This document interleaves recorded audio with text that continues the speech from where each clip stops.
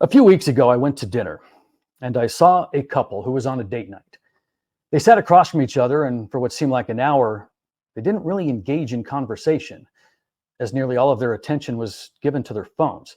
Their body language suggested that there was somewhere else that they wanted to be, and this was supposed to be an important time in their relationship. Well, yet as I looked around the restaurant, I saw about a dozen other tables doing the exact same thing. Later that evening, I went to a ball game, only to watch half the crowd watch their phones and not the game, while the other half yelled and screamed personal insults at officials. Body language, word choice, vulgar and negative. And on the way home, it got me thinking. What seemed like a normal day, common occurrences, was just a microcosm of our society. It was nothing more than the proof of the erosion of effective communication and how we engage with each other. Communication. It's the key to human connection. It's the lifeblood of all relationships, and it's the number one contributor to fights, wars, breakups, divorces, misunderstandings. Communication is something we do every day, but it's something we don't do efficiently every day. It seems to me that we are gradually losing our ability to effectively communicate with each other, whether it's work, friendships, relationships, or even self-communication. This basic skill isn't so basic anymore.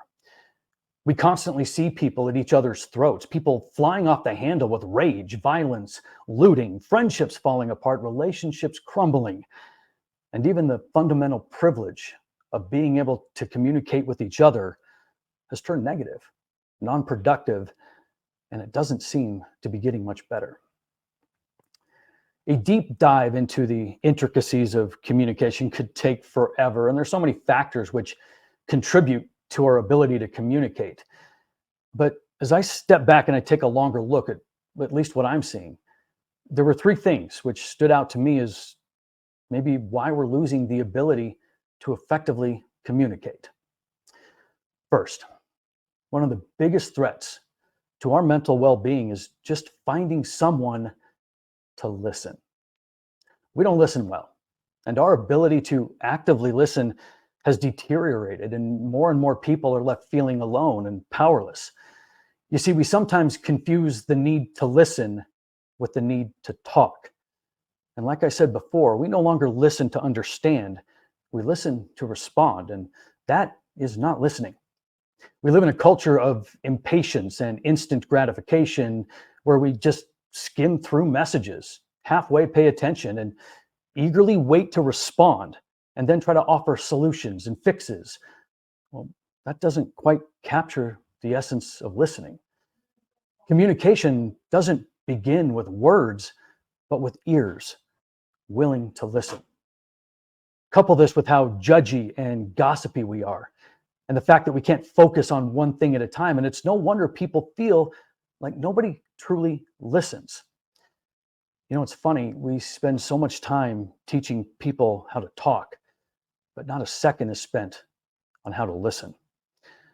I heard someone say we have talk shows, but not listen shows. We have peace talks when we really need peace listens. We talk too much, listen too little, and comprehend rarely. We forget that we need to seek first to understand, and only then can you seek to be understood. Secondly, we can't discuss the decline in communication without addressing the elephant in the room. With the rise of digital communication, face-to-face interaction has significantly declined. And with that, so has our willingness to communicate in person, or even on the phone for that matter. Because we choose the digital world, we lose so much in terms of body language, facial expressions, tone. Have you ever had a text message argument that shouldn't have been an argument because someone didn't interpret tone correctly? The greatest myth of our times is believing that technology is true communication. See, many don't realize that only 7% of human communication is verbal, the words we say. 93% of all of our communication is nonverbal. And so, in this online world in which we choose to live, It can make true communication nearly impossible. Not to mention, there are all the negative side effects when we make digital communication our preferred platform. See, what we do is we end up creating this dopamine-driven feedback loop, which provides and prioritizes online engagement over in-person connections. And all of the dings and notifications severely affect our attention spans, which might help explain why we can't focus on anything or anyone who needs us to listen. And in turn, our focus becomes quantity over quality, and our communication declines. And a quick byproduct of this tech world is the lack of ability to spell anything outside of our own names. This is communication too. Reading, writing, spelling scores are down everywhere, and nearly every study indicates that our phones and technology have crippled our ability to spell correctly, punctuate properly, or even give the slightest consideration to grammar, further illustrating that our ability to communicate exists in an illiterate echo chamber where we surround ourselves in this online world with like-minded people, which leads us to polarization and lack of empathy. And communication, at this point, is nothing more than text speak and run-on sentences. And lastly, one of the biggest roadblocks on our communication journey is how we listen. Yes, we listen to respond. Yes, we listen with judgment. Yes, we are impatient and our attention spans are non-existent. But there's something else about the way we process what we hear. Our world exists on the fringes, the extremes, where everything we seem to engage in is attached to an emotion. That's how politicians get elected. It's how media outlets sell their stories. And it's now how we listen. Logic is replaced with emotion. And the road to compromise and understanding, well, it's always under construction. Our communication is corroded to the point where our perspectives get dismissed and our beliefs demonized, all because we lack emotional intelligence to separate our thoughts from our feelings, because they've become one. So we lose the ability to understand each other, and we get angry, and we won't let it go. And holding on to anger is like drinking poison and expecting the other person to die. But this is where we are with our communication. We don't listen. We can't pay attention, and we attach emotion to everything. Not exactly a beacon of hope. So what can we do? What can we teach ourselves and our children to be better? To not succumb to a digital world which dumbs us down, amps up our emotions, and strips us of our ability to communicate rationally? Well, for starters, slow down and stop the madness. When we race from one thing to the next, one thought to the next, how can we possibly give our time and attention to others? So slow down and then put it down and engage. There are people who truly need you to listen. And listening is about being present, not just about being quiet. I challenge you. The next time you're out to eat, put your phone away and engage in meaningful conversation where you look the other person in the eye by following the 80-20 rule. 80% of the time you have eye contact. The other 20 is just looking away to gather thoughts and to not come across as some psychotic staring freak. But I also challenge you to be cognizant of the words you say and how you say them.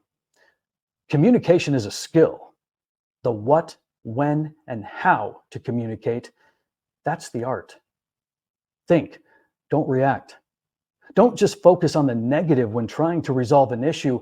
Acknowledge the positives so you don't become the interrupter, the eye roller, the head shaker who validates nobody's opinion but your own. Effective communication doesn't mean you have to agree with someone, but you damn well better respect how they feel and why they are feeling that way. You don't always have to be right. So open your mind to others and let your actions speak louder than your words. And from a coaching and leadership perspective, communicate the why. We tend to focus so much on the task, do it this way, or just do what I say, but we fail to communicate the why. And without a reason, what we're asking becomes an order with no understanding. And realize that positive communication isn't just used to solve problems, we need it to prevent problems from arising in the first place. Communication is about having tough conversations in a civil manner without engaging in vitriol messages. It's about manners, respect, and self-awareness. It's about knowing that a world exists outside of your 3-foot bubble. And it's about paying attention to those around you and hearing all of the things that are not said. It's about being aware of body language and facial expressions. It's about a smile, a hug. It's about showing others you care and that they matter. It's about knowing that how we talk to our children will eventually become their inner voice. In closing, communication is difficult, but it's the bridge between confusion and clarity. And if we want to positively move forward in this world which lives in the extremes and the negative, the ability to effectively and positively communicate with each other can change the way we ultimately treat each other.